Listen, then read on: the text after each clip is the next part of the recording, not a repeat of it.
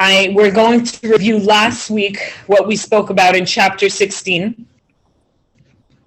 We spoke about finally when we, really went into the different characters, the different levels in people, which is Sadiq, Benoni, and Rasha. And then we really expanded on the Benoni because the Benoni is something that we can all reach. Even if it seems like something really hard, and it is really hard, we can reach it. And we could even, the process, the Tanya tells us that the process the Benoni goes is as important as the goal. So even if we don't reach the actual goal of the Benoni, who's never sinning and always, connecting to God and doing everything to connect to God, the process of it, we can connect it. The vision of the Benoni, the mindset of the Benoni is something that we can connect to. So what did chapter 16 tell us? Chapter 16 started with V'zeh klal gadol ba'avodas Hashem laBenoni. That this is the most important principle of the work of the Benoni. What is the most important principle work of the Benoni? What did we discuss? What's the thing that's the most important work, the whole basis? Struggling. So Marit said struggle. Yes, we learned about the importance of struggle. That was actually in chapter 15. We learned about the difference in a Benoni who reached the goal of a Benoni but doesn't struggle, as opposed to a Benoni who struggles to reach the goal. What's the difference? One, his nature doesn't bother him or disturb him or stop him from doing Torah and mitzvot. His nature likes to learn. His nature likes to be obedient. He has evil within him, but his evil within him is an animal, I guess, that's calm and that's subservient and that doesn't bother him, doesn't disturb him. So he doesn't have that struggle. So yes, the struggle, in order to be called someone who works and who serves Hashem, he has to have the struggle. So yes, you are right in that point, but that was in chapter 15. Every chapter teaches us something new. It brings back what we learned in the previous chapter, but it brings something new. And in this chapter, in chapter 16, very good. In chapter 16, it teaches us the importance of having a love for God. The most important principle, because it was saying in chapter 15 how this Benoni, he has no problem serving God. He serves God. He does Torah and mitzvot. He never sins. He does what he has to do. But the love, the passion, the feeling is not there. And it says this is the work, a Benoni who works, who commits himself so much to God and to Torah and mitzvot and to living a life that will bring him closer to God, tragically could not feel that love of God, that passionate love of God. It's possible for someone to think about God, to meditate, to learn, to understand, and still not feel passionately about God. But the Tanya starts, this is the most important principle of a Benoni's work. His whole principle of work is to reach a love of God. So what happens? What happens to someone who really meditates, who really thinks about it, who really tries, and no matter what he does, he is not able to create from his mind, to create that passionate love in his heart of God? I mean, it's something that we all struggle with. Again, everything that we learn in Tanya teaches us the basis of a relationship with God. But that relationship with God is the basis in our whole life. We can apply it, we can see it, that sometimes, we can meditate over something and still not feel that passionate love. What do you do? What does the Tanya tell us? The Tanya tells us that there's two kinds of love. Okay, there's the heart, there's the ideal love that a tzaddik lives and feels, and that's what he experiences, is that passionate, fiery love of God. He wakes up and that's all he feels. So obviously everything he's going to do is going to be godly, is going to be to help him connect him more to God, because he has that feeling so passionate. Then there's the Benoni. There's a Benoni who already struggles and fights his evil within him. There's the Benoni who's doing everything good, but he still has that evil within him. The God that he connects to is not the same God that a tzaddik connects to, because he relates to a God in this physical world, a God that's hidden, a God that he has to find. Whatever he does during the day, he has to bring out the godliness inside of it. That's what the Benoni deals with. And no matter how, the Tanya actually in a bracket, so this is in a bracket, tells us that there's two kinds of souls, okay? There's a soul that comes from a world of creation, where they have the mother and father. You remember we learned about the mother and father is the chachma and the bina, the intellect and the wisdom and intellect, that it represents the mother and the father, that together, by meditating and by thinking, conceive and eventually give birth to an emotion. Okay, so the souls that come from that world are able to give birth to emotions. But then there's souls that come from a world of ibur. Ibur means pregnancy.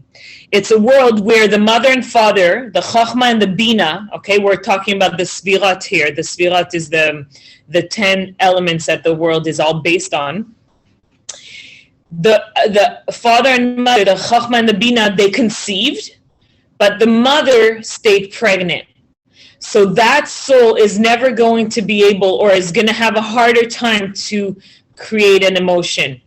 And it's probably most of the people, and you know, when the Tanya again brings this, it's because most Benoni that have evil within them, that are struggling, that are fighting their evil, are probably people from this soul. Okay, maybe there's going to be a few exceptions, and are probably, no matter how much they meditate and they learn and they think and they get closer and they do the right thing, no matter what they do, they will not be able to create that passionate love of God.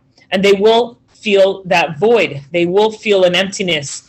And again, we know that the Tanya was written based on many talks that the Alter Rebbe, the Reb Shneir Zalman, had with people that would come to him. So these are real things that people struggled with. And we see today, a lot of people feel that void. The most important thing that the Perek brings in this, that this chapter 16 teaches us, is it talks about, first of all, the importance of feeling a love, the importance, the principle that a Benoni needs to feel a love for God. And at the same time, the Benoni needs to know that he will feel a void. That void that everyone struggles with, that many people struggle. I don't know if everyone struggles with, but it's a void that really exists. It's a void, in my opinion, I think it's Galut, is the God that's hidden in this world. It's that void that we all feel, and we all try to fill up with different things. You know, some people will fill it up with being busy. Some people will fill it up with addictions. You know, everyone deals with it differently. But the Benoni who's healthy, the Benoni represents a healthy person, someone who works on his impulses, someone who has a vision, who his vision is to get closer to God and to focus on his nefesh elokit and not to react on his impulse, and to control his impulses. So he's someone who's healthy, who has a very healthy mindset. No matter what he does, he'll feel this void. He'll feel depressed. He'll be tragic. He'll give up. What is he going to do? What is he supposed to do? If everything he does, he still can't feel that love, that passionate love for God. My God will step in. So what does the Tanya tell us? First of all, the Tanya tells us you will feel that void. Don't try to create a passionate love. And I think that's a huge lesson. You know, it's something that I don't know if I mentioned it last week, but I missed it. And this week when I reviewed it and I re-listened to, and I was like, wow, the void, I mean, it's something everyone could relate to. And many times we try to escape from it, but the Tanya is not telling you to escape from it. Accept it. The void is supposed to be there in order for you to be able to realize and to master the love. Something that a tzaddik, or someone who has a passionate love for God, cannot be master of. Isn't that reflected also in a relationship? In a relationship, everything we learn is reflected in many things, and for sure in a relationship with husband and wife, because there's always the unity. Perfect unity is impossible. Perfect unity is impossible. It's so funny. Yesterday I was listening to something. Everyone's looking for that like extreme passionate love. Why are all the songs love songs? Because people look for it, they want it, but it's something that not everybody can attain. And it's okay.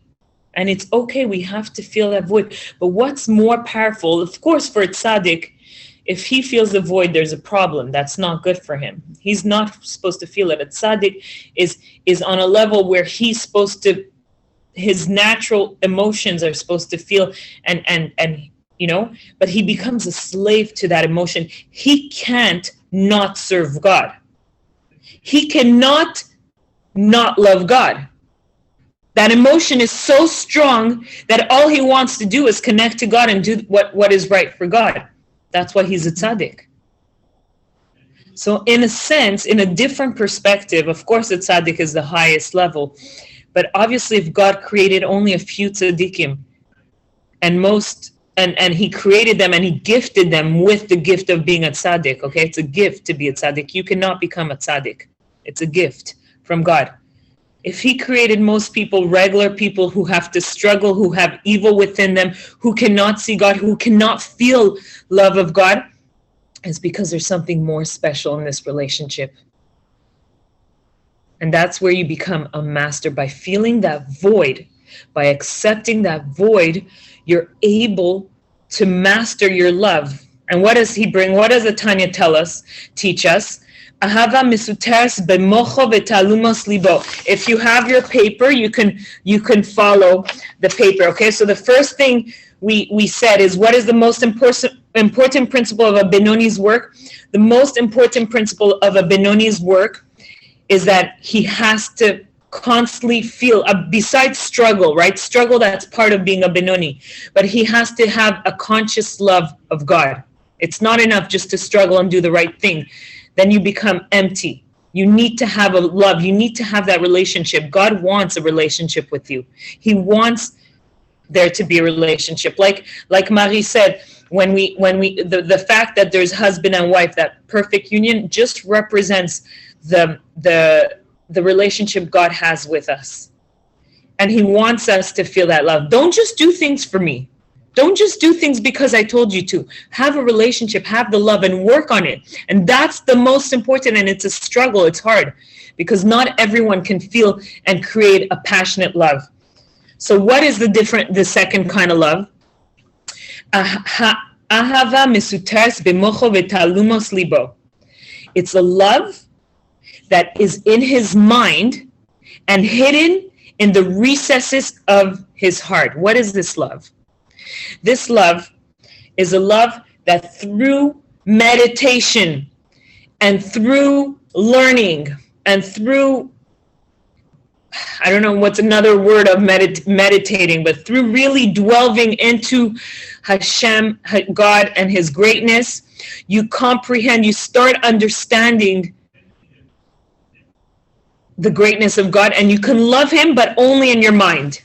The love is in your mind and a little bit in the recesses of your heart. So you don't really feel the passionate love for God. Okay? It's in your mind. And it's important to know that just like a heart gives life to the whole body, just like a heart pumps blood everywhere, and everything you do is according to your heart, right? If you have a heart problem, people with heart problem will be low on energy. Like there's different symptoms that affects the body. But the mind, if God forbid there's a problem with the mind, it's going to be a little bit, it won't affect the body as the heart. So a strong heart will, like people with strong heart will be very physical, very active, it really gives life. So just like a heart gives, in a physical sense, gives strength and life to the body, in an emotional And in a spiritual level, the heart, the emotions in it gives strength in your daily action. So someone who's going to be passionate, okay? By the way, you could feel passion about other things. This is mainly talking about passion for God, okay? I mean, I don't believe no one's passionate, but I'm saying when it comes to that extreme passionate love for God, I mean, I will talk for myself. I don't have that passion. I can't love something I don't see. I cannot create that love, for sure not. So that's why my actions, for someone who has passion in his life for God, in his heart, that passionate love, his action, you will see it through his action, through his prayer. You will see, you will be able to feel it. His actions are going to be affected by that passion, love. But someone who has it in his mind, the mind is colder, is more detached. So it's harder for the action to be passionate or affected by a love that's in the mind. So it's a very different kind of love. Go. What about what we feel sometimes? Well, I cannot talk for others, but for myself, it's happened sometimes that interacting with a certain person, and nothing with romantic love. I just you can feel what something this person is doing, and learning about things like how our soldiers have been protected sometimes during the wars, how God has intervened really intervened during the Israeli wars, or looking at an animal or a flower or something that touches. Sometimes you can feel a touch in our heart, and it can be almost, it feels overwhelming, even though because we are so small and weak compared to God, it's probably like a. So I would probably call it the love from the mind, because the way that Tanya describes the love is a love that's so strong and fiery that you just want to cleave to God and do, because if you really I believe that people who really have that love are constantly doing Torah mitzvah, not even once will do a sin because their passion is so strong, and feeling happens it's a few seconds. Exactly. So that's what I think, that's what the Tanya is talking about. Sometimes it's looking at the flower and thinking, for sure, God created this beauty, this perfection just for me, but also just for the others. But for sure. So that is a love that was created, unless maybe some people, I don't know, everyone's different. That's the beauty of learning about Tanya, is you realize that everyone's created different. Everyone has different struggles, but there is something in common that we can relate to, and that's how our body functions, and we have to understand how our body functions. And yes, when we look at nature, I'm always overwhelmed by nature. I feel God when I'm in nature. This is where I feel closer to God. But again, I think it's a love more that comes from the mind, because it's not that fiery love, I still have my struggle, my days when I'm in the mood and my days when I'm not in the mood. Okay. So what are the two types of souls? So this is just a side note, just interesting. I thought it was interesting.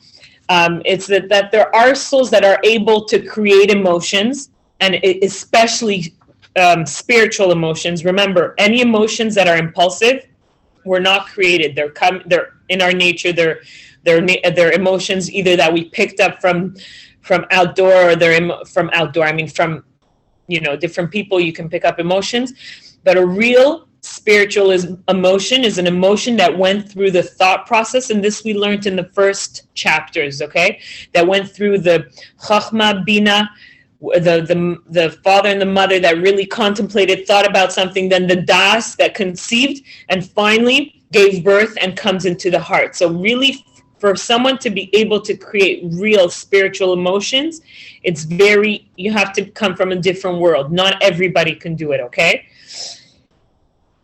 Then there's a people where you could create an emotion. You can still, your Chachma and Bina can still conceive, but it will stay pregnant. It's from a world where things stay pregnant and they don't conceive. Okay, this we're all talking about on, your mind and emotions. This is not physical, okay? Are all spiritual.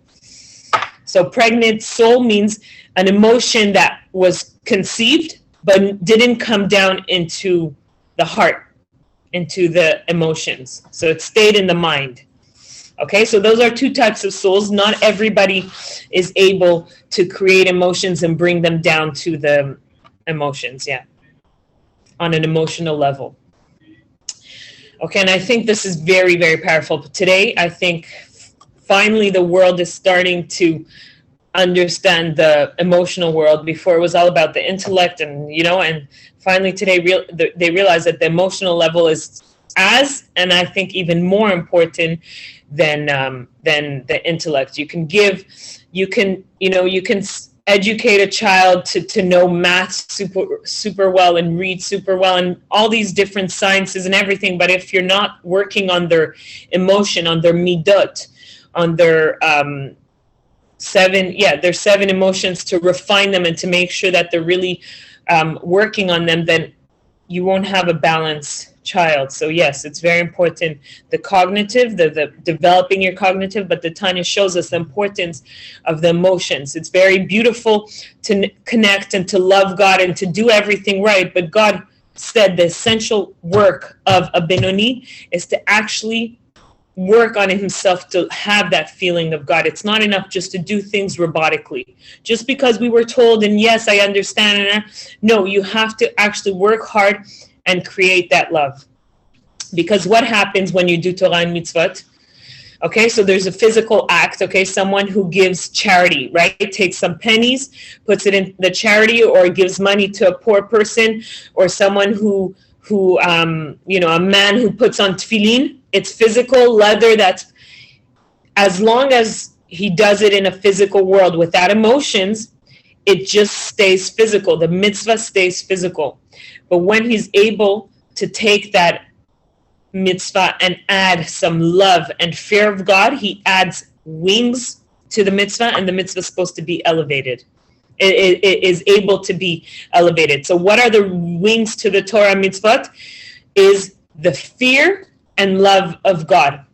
According to Tanya, there are only two emotions. All the rest of the emotions come from them. And it's love and fear. And when it comes to God, it's to love, and it's not fear of God, it's awe. Okay, it's not exactly how we translate it. It's the wanting to connect to God, to get closer to God, and awe is it's not pushing away, but it's in a way it's the opposite of getting closer, but in a positive way, because you respect, when you're intimidated by someone.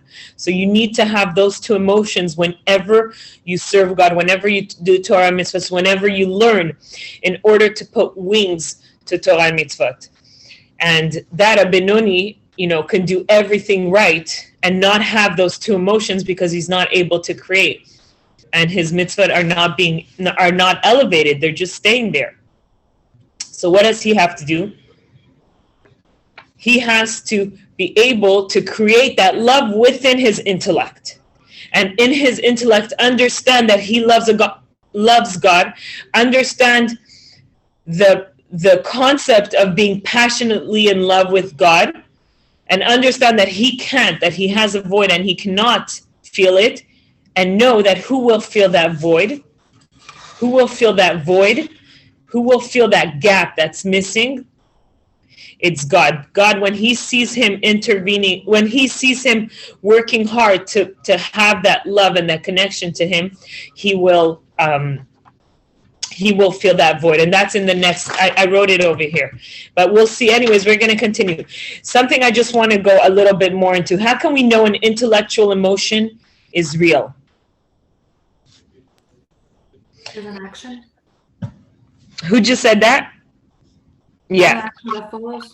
Exactly. Beautiful. So the Tanya tells us, how do we know that the Benoni really has an intellectual love? How does he know? How do we know that he has a love, or he's just, pretending? Or because he is so, passionate, I guess. He's doing action. He's doing Torah and mitzvah. He's so dedicated to God. He's to the point where it's leading him to an action that shows that it's real. That shows that his intellectual emotion, that thought, that deep thinking about God brought him to an action that every day he wakes up and he wants to connect to God. That means his intellectual emotion is real. And when God sees that you're constantly doing the right thing and you're motivated to do the right thing, then he will help him fill the void. And that this again is a lesson, a huge lesson for life that we can apply. That how do we know when something is real? What if you don't feel you're in a relationship, or you're in a job, or you're in a place you don't feel, you don't have feeling, you don't have that passion? Okay, sometimes it comes, sometimes it goes. Is it real? How do you know? Just the fact that you get up every day and that you continue giving, or you continue doing, or you lead your life in action for whoever it is. If it's a person, then that is the proof that your emotion, even if you don't feel it, is a real emotion. And I don't know if you read the book of Dr. Edith Eger, The Choice, I believe. Beautiful. She says, love equals time. Okay? Love equals time. She's a beautiful person who's a Holocaust survivor, who's, I think, almost 100. I don't know how old she is. She's very old. And she writes a beautiful book on how, when I read it, I saw Tanya, how in life you make your choice. You can choose how, no matter what circumstances you go, you can choose how you can lead your life. And she says, love is time. By giving time, by using your action, your thought, your speech, your action for that person, you're showing love. So by that Benoni, the essential, the basis love, okay, that Tanya's teaching us here, which is the love of God, by the Benoni, that every day he dedicates his life to God, that shows that he loves God.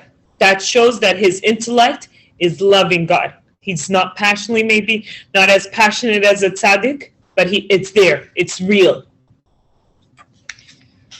And it's a huge life lesson that we can learn for anything, whether it's relationship between husband and wife, or with kids, or with whatever, wherever you want to apply it. Yes. The Choice. Dr. Edith Eger. She wrote 2 books. Yeah. Edith. Eger. E-G-E-R. A beautiful book. She wrote The Choice, and then she wrote The Gift. I just wrote The Choice, and hopefully I'm going to read The Gift. But beautiful book on how, and it took her a long time to realize that, how the only way she was able to get over, her trauma, and she's the most happiest woman, is when she realized that she has that choice, her attitude. It's kind of based on her teacher, who was her teacher. What's his name? I can't think of his name. The one who writes that the only freedom of choice you have is your attitude, is how you, is to choose, what's his name? Anybody know? Finding meaning. Wait, I completely forgot his name, and the book that I love. I literally, Viktor Frankl. Dr. Viktor Frankl is her teacher. So she kind of expanded on what he says. They connected. Beautiful story, really worth the read. So it made me think of that. And this, when the Tanya talks about, intellectual emotion, which I think most of the world struggles with, but people don't talk enough about it. Most of the world struggle with the void. No one, maybe there's some people that don't have it, but I really hardly met anyone who didn't feel that void in their life. And the Tanya brings us in this chapter. How do you deal with the void? First of all, accept it. Accept that void. It's a void that you cannot change, you cannot do. But how can you change? Where's the change going to be? It's going to be in your mind. Don't just do things because you feel. Do things because you thought about it and you know it's right. And then eventually, God can bring you to feel it in whatever way. But feeling from your mind is as powerful, and sometimes even more powerful. David HaMelech says, only a fool wants to feel that passionately, I'm not saying it right, okay? I'm translating according to how I understood it, but in Hebrew, he says that only a fool wants that love, that passionate love towards God. Why? Because once you have that feeling, is there any work you have to do to serve God? There's no work. Once you have a passionate feeling, you become a slave to your emotion. You wake up, you have such a strong, passionate love. You're gonna act upon that because you're kind of a slave. How do you become a master? How someone more, which is funny because everyone's trying to aim for that passionate love in their life, to have passion, to just feel and not do anything and be carried away by their emotion. But that's foolish. The King David tells us that's foolish. By being able to have the void is when you're able to master an emotion, to be a master over an emotion. That means the Benoni is able to every day sacrifice his discomfort, his void, and to do something because he, in his mind, feels it that this is the right thing to do.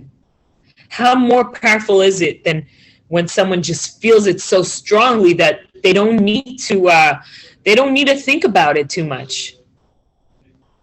It's the only way that void is what gives us the ability to be master over our actions.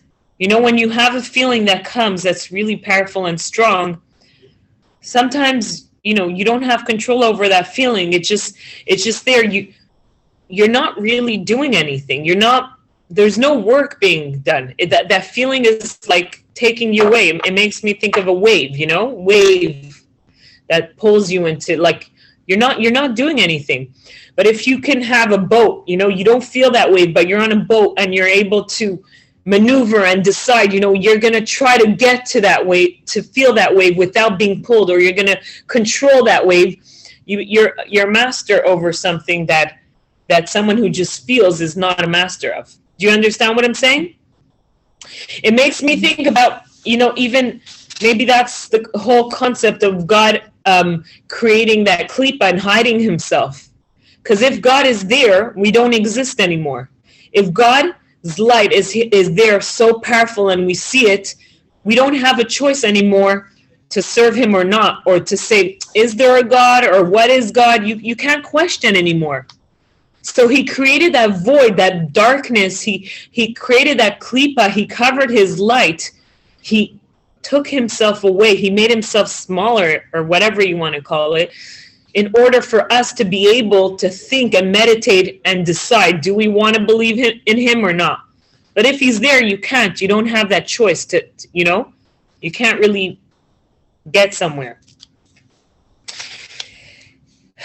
Machshava tova hakadosh baruch hu mitzarfa lemaisa. In the Talmud, there's a pasuk that said, a good thought, God, okay, we're by the second paper, okay? This is words of Tanya. I'm just continuing. Instead of looking in the Tanya, I wrote it all on the paper. Okay, so there's a pasuk that the Alter Rebbe brings to explain, and he says that this pasuk hints to what he is teaching us over here. Machshava tova hakadosh baruch hu mitzarfa lemaisa. A good thought, God connects to action, to a deed. What does this hint to? Okay, so the Alter Rebbe brings this, and he said, this is what I'm teaching you. This is what I'm teaching you in this chapter.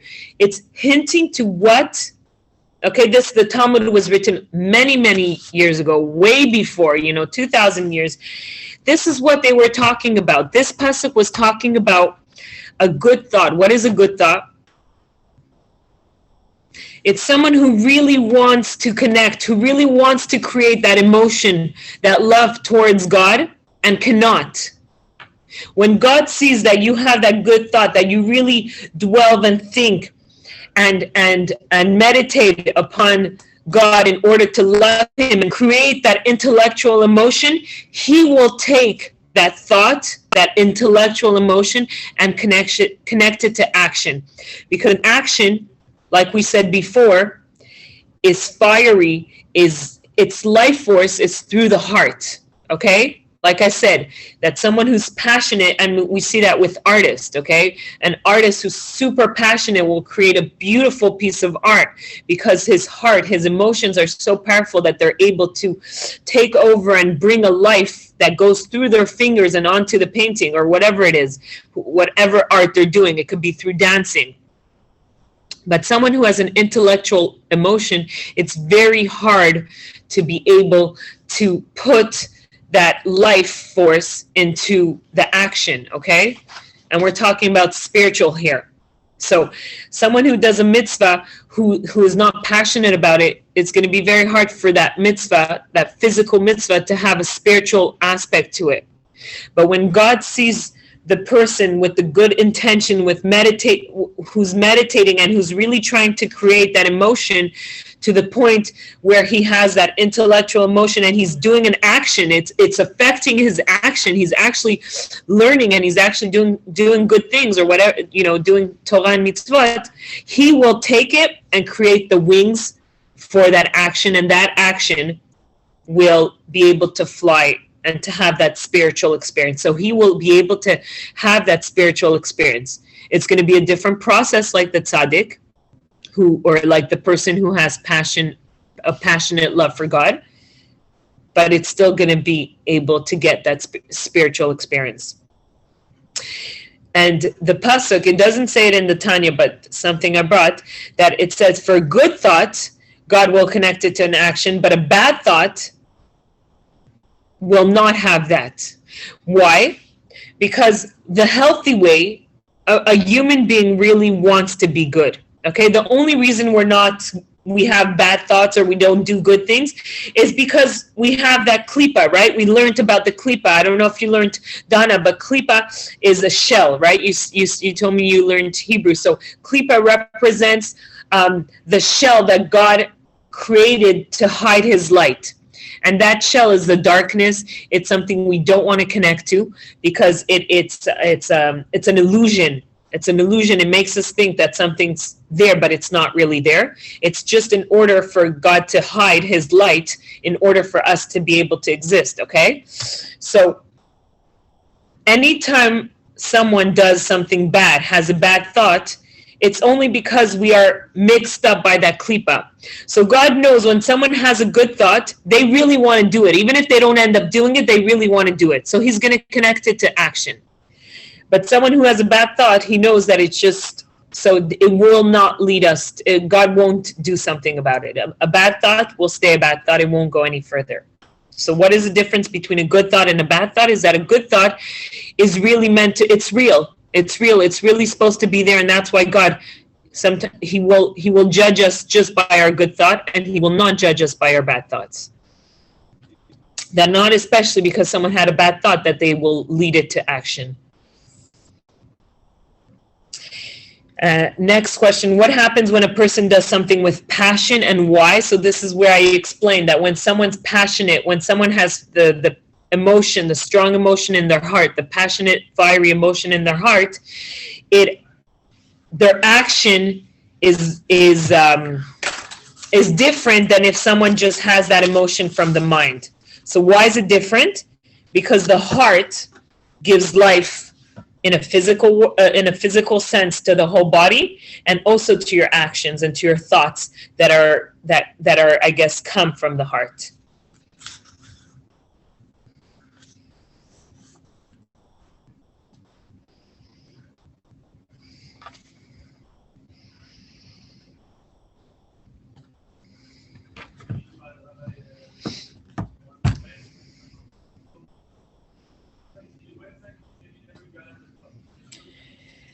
What is tivuna? In the Tanya, it talks about tivuna.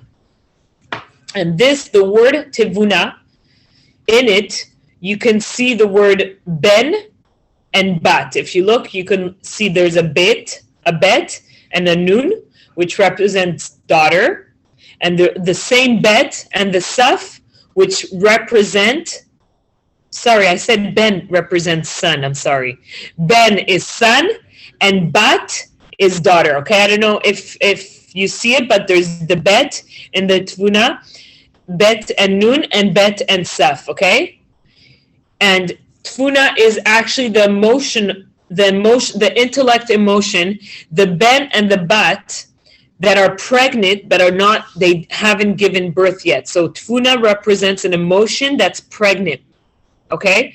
It has a daughter and a son. It has a love and fear, but it's not actualized into the emotions. It only stayed in the intellect.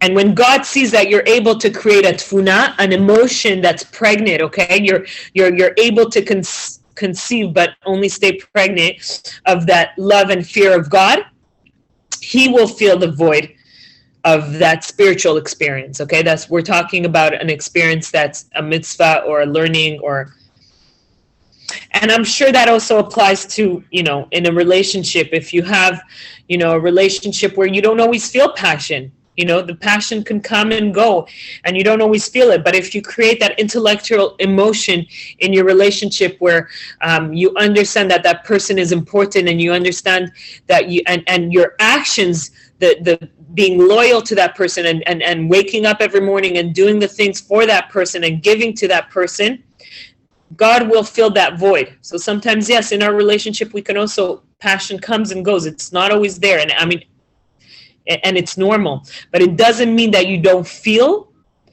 that it's not there. If you see that person and you love them intellectually, and you know that this person is the right person for you, then that intellectual emotion is even more powerful in a way than someone who's passionately in love with someone. Because someone who's passionately in love with someone, it's easy to stay with them. It's easy to stay with them. You're blinded by your love. You have the passion, it's leading you, it's keeping you together. But what happens when that passion goes away? If you're able to create that passion or that emotion in your intellect, God will fill that void.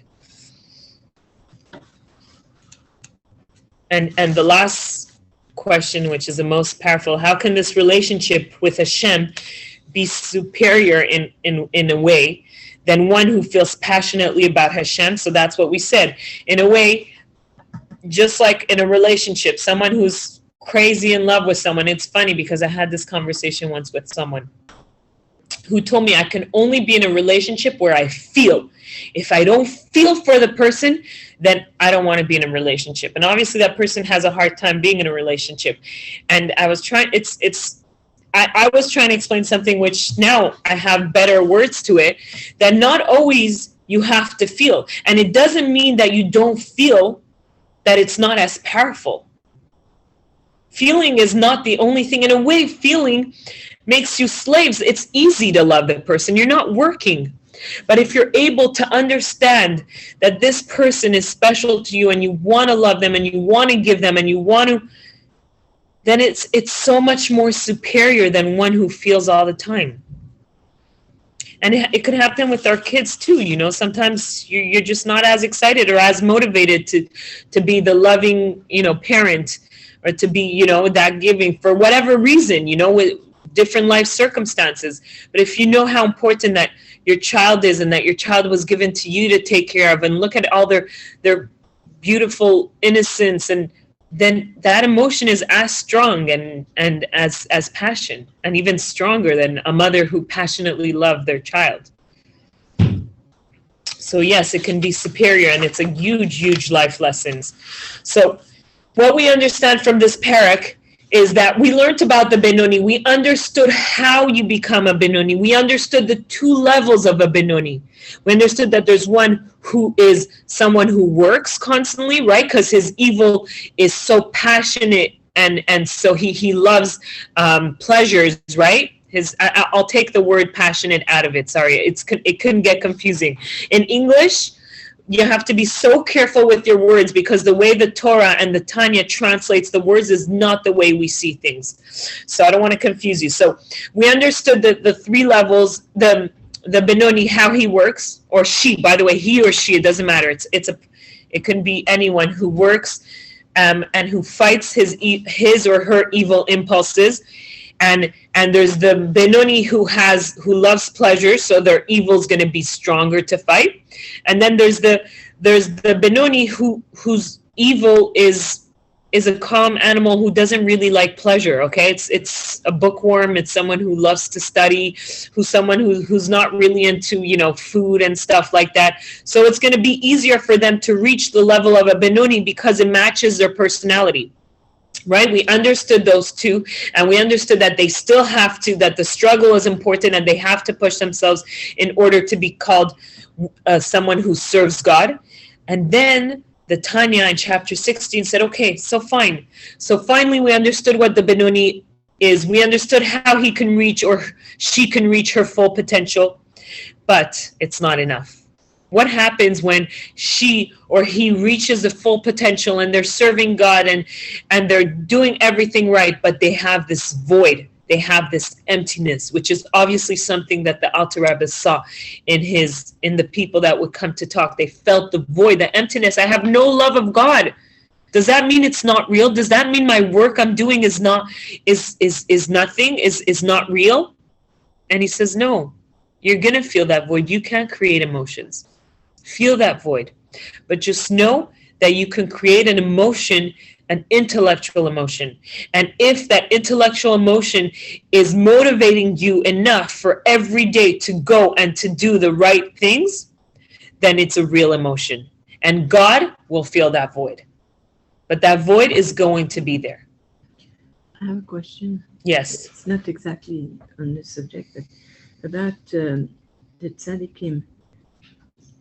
There can be women who are. Yes. Okay. In the case of the Rebbe and his wife, I've read that she was able to give blessings, like mainly for children, etc. Would that make her,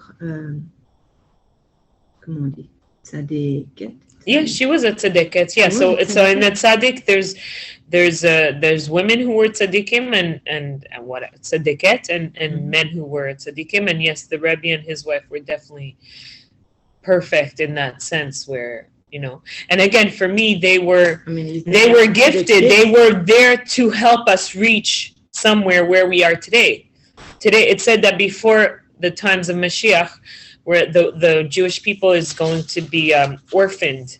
Of what does orphan means? We're not going to have, you know, big leaders that are going to be there to lead us, and I feel like the Rebbe and the Rebbitzin came right before us, gave us what we needed, and now the real work is, now we have to become our own leaders and our own and work up. Of course, Benoni is a high level, but this is where the work comes, because when a tzaddik is there, they kind of carry you. Like when I was young, when the Rebbe passed away, I was 5, so I don't remember. I only remember visiting him as a kid. I remember being so intimidated by passing by him, like I felt, and I was just hiding.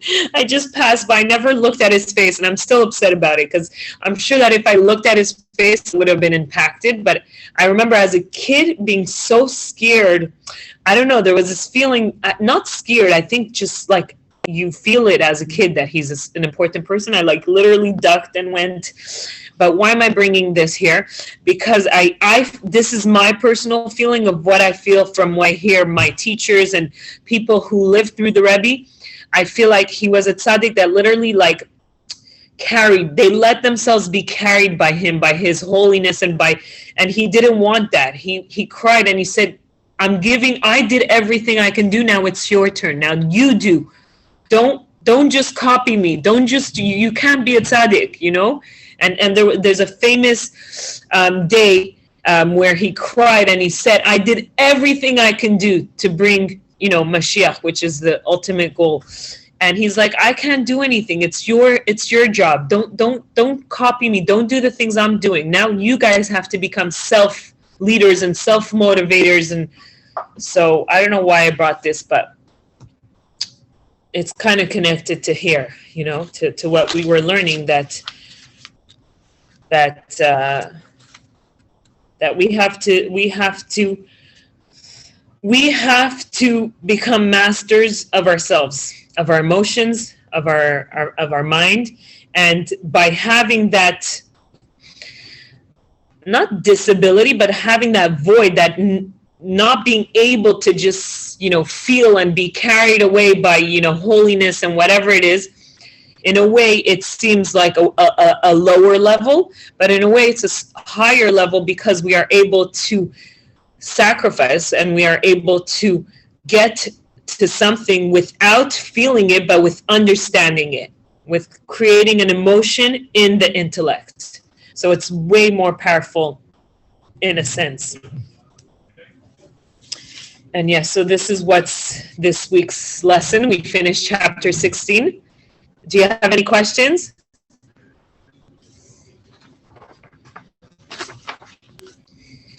Okay, thank you. And we'll see you next week. Okay. Thank you. Bye-bye. Thank you so much. Bye. Thank you.